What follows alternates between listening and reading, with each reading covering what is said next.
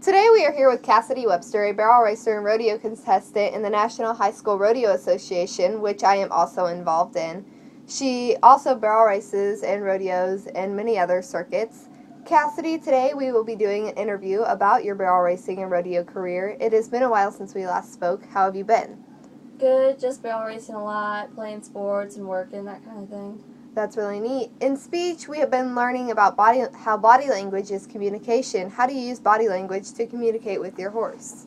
Well, body language is really important when communicating with your horse because when you're going into a barrel pattern, your body language will tell your horse how fast to go into it or how slow, when to move over, when to not move over, and it's just all around. You have to have it. Do you have good communication with your horse? Yeah, we work on it a lot before I run, when we're practicing everything. I make him bend and I make him sidestep so he just goes off my foot real nice so he listens to me. That's interesting.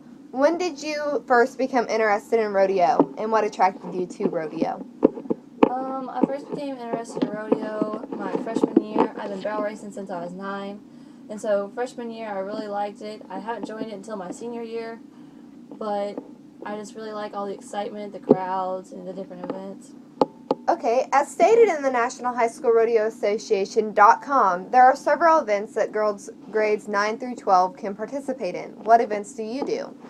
I barrel race. I used to do poles, but I haven't done poles for 4 or 5 years now. So I'll probably get back into them later on in the season, but as for right now, it's just barrels. Could you tell me exactly what is barrel racing? Well, barrel racing, so you have them set up in a triangle, 3 barrels, and it's called a clover leaf pattern because you have to go around each barrel in a certain way, and it's just the fastest horse wins, so you have a timer, and once you go past it, it starts, and once you come back home, it starts after you ran your 3rd barrel, and it stops the clock for you, and the fastest time wins. Okay. Describe your early rodeo or barrel racing experiences, first as an observer, then as a participant. Well, when I was younger, I just watched my mom do it because she was into barrel racing, and so I just kind of grew up with it, knowing that I would barrel race. And as a participant, I started off on a Western Pleasure horse, and I slowly got in barrels, and so we went pretty slow my first few years. You said that your mom was into barrel racing. Has she always been into barrel racing and rodeo too? Yeah, well, when she was younger, she did Western Pleasure too. She did that all through her high school career. And then about college, she started riding horses for money, like thoroughbreds and stuff. She'd warm them up for everyone. And so she decided she liked the speed, and so she got into barrels after that. Speed is nice. What do you like the most and the least about participating in rodeos, and why?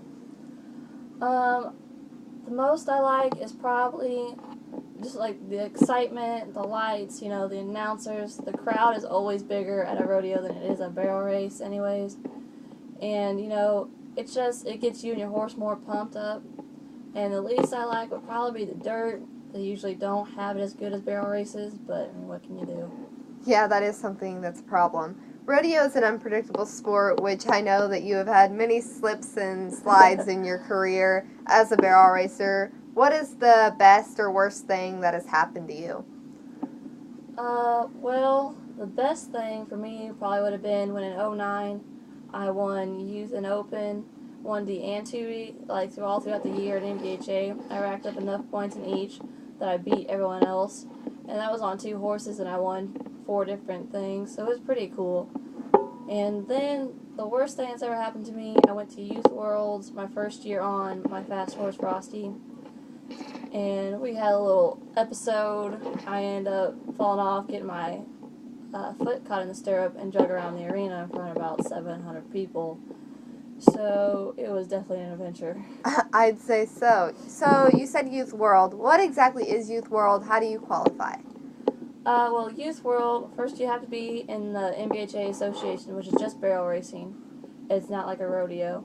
And then you have to rack up enough points in either 1D, 2D, 3D, or 4D, 1D being the fastest. And in the top, 8 or so get enough points, and then they get a pass to Youth World. And then Youth World is just like a collaboration of all the MBHA districts throughout the country. So it's usually the fastest people in the country coming together for the Youth World. Oh, wow. So how many people would you say go to Youth World? I'd say 1,000 to 1,500, somewhere in that range. That's a lot of people. What kind of training do you do to prepare for a rodeo? For rodeo, well, so you always have to make sure you obviously trot and lope your horse at home, and you have to make sure he's bending, he's listening to you, moving off your leg, that type of thing. And I personally like to breeze him up and down my pasture. It gets his lungs underneath him. He's more in shape than he would be if we just loped.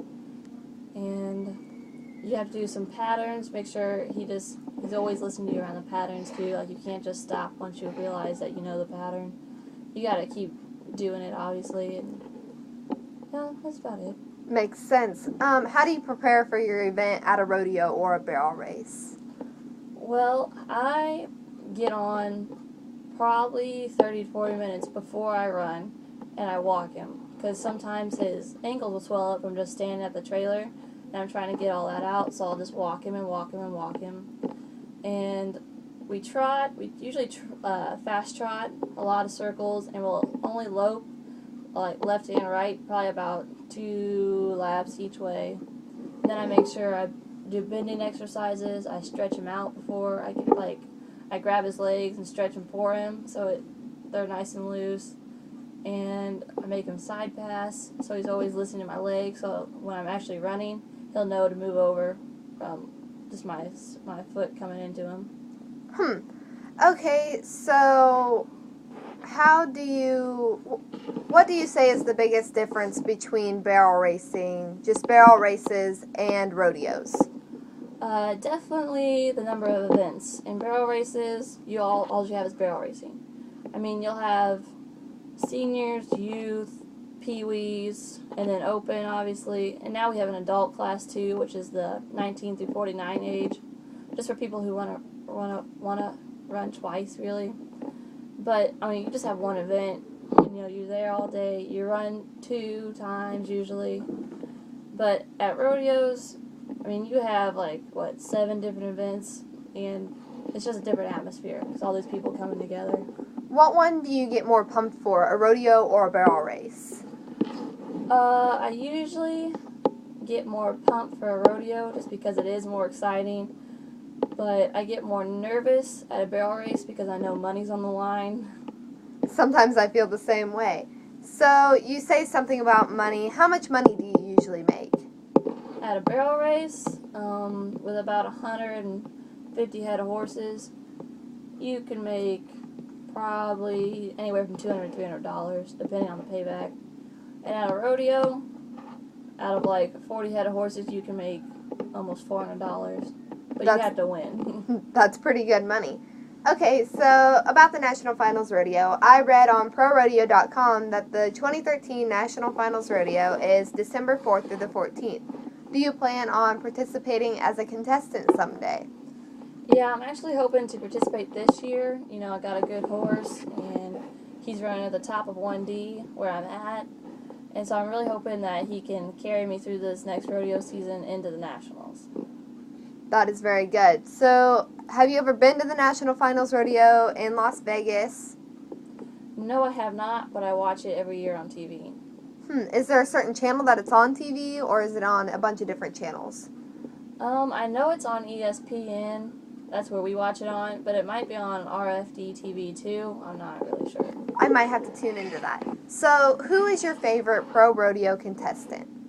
Fallon Taylor would probably have to be mine. She is just a really down-to-earth girl, even though she is, at the top of the world. She's winning everything. She stays true to herself, and she's really inspirational when she rides. Yes, she's one of my favorites, too. So, there's a lot of horses in the barrel racing world, in the pro world, in the amateur world. What horse would you say that if you had any chance to ride, what horse would you want to ride? That might be Stingray. Sherry Survey Stingray. He's little. He's probably about 14'2", hands at the most. But he is so quick. And she's got another one named Duke who's real big too. But I just don't like it. I don't favor him as much as I do Stingray, but I mean, they're both pretty fast, so. Would you rather ride one of those horses or your own horse? Definitely my own horse. I mean, even though they're faster than Frosty, once you have that bond, you can't really go back on it. And even though they are faster than the top of the world, I, love my horse to pieces, and I wouldn't trade him for anything. Can you tell me a little bit more about Frosty? What's his name? What's he like? Just anything about him. Well, his name is AKA Frenchman's Frost, and that's because his granddad is a Frenchman's guy, but he got his name Frosty from when he was born. We got him from South Dakota, and he was born in a blizzard. And so the tops of his ears got frostbite off, so they're just like little nubs now instead of pointed. So it kind of gives him a little more personality than other horses. But he is ornery. He likes to nip and bite some. And at the gate, he'll always prance around, and sometimes he'll spin a circle before we go in. And he never goes slow. When we're trotting, it's a fast trot, and we're loping, it's a fast slope. So we just don't have a pleasure lope or anything like that. It seems like you guys have a really nice bond. So, in a conclusion, we would say that rodeo is something that you really like to do. Is there anything else about you that you would like to share with us? Well, I plan on going into college rodeo after this. I mean, I've only been actually rodeoing for 1 year now. Well, a little over 1 year now. But I plan on taking him to college and hopefully, furthering my career that way too. What about, how do you balance things? Like you say you're going to college rodeo. How are you going to be able to balance college rodeo and college itself? Yeah, it's going to be hard, but I think the professors will work with you and plan your classes on a Tuesday, Wednesday, Thursday type deal and just go to classes most of the day. So that way you have a Friday off to go to your rodeo because you're going to be traveling. I mean, like Missouri Valley, they go to Alabama, Kentucky, Tennessee. They go all over. So you need at least a day for traveling because the rodeos will be Saturday and Sunday. And then you need a day back for traveling, which would be Monday. So, I mean, I think they'll work around you for that. But as for balancing with the studies, you're going to have to study on the road, I guess, because you won't have time. And your horse is going to be there with you at college, so you'll have to take care of your horse, obviously, which is feeding it twice a day, making sure you get him out and ride him every day. So I'm going to be pressed for time, but it's just something I really want to do, so I'm going to do it. I think I might want to end up college rodeoing too. So as a summary, we have talked about how you've gotten into rodeo, how you've, why you participate, and what all you do to prepare. We've talked about the national finals, and we've talked about many things about Frosty. So we'd say that rodeo, you love to do it, and do you plan on doing it the rest of your life? I definitely do plan on doing it for the rest of my life. Eventually, Frosty's 11 years old, so eventually I'm going to have to get on a new horse and take that one for a spin. But until he just tuckers out and I realize he can't go as hard as he used to, I'm going to take him as far as I can. But yeah, I plan on doing it the rest of my life, and I'm planning on my kids doing it too. It's going to be a family business. That's a lot of hope. So that's about all the time that we have for today. Thank you so much for talking to me about your rodeo career and everything about barrel racing. It really means a lot. I hope that I get to see you around sometime soon. Thank you for talking with me. You're welcome.